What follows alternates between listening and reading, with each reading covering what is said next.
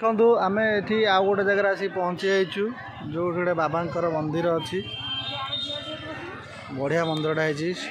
ନଈ ମହାନଦୀ ପଠା ମଝିରେ ଗୋଟେ ବଢ଼ିଆ ସୁନ୍ଦର ମନ୍ଦିର ହେଇଛି। ଆଜି ନୂଆ ବର୍ଷ ଯେହେତୁ ଆଜି ବହୁତ ଗହଳି ଅଛି।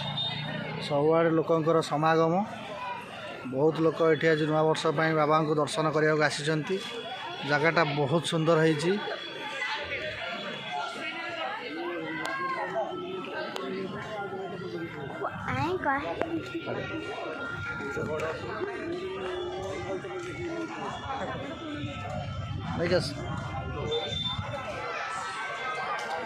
बहुत पुरातन मंदिरटा अच्छी।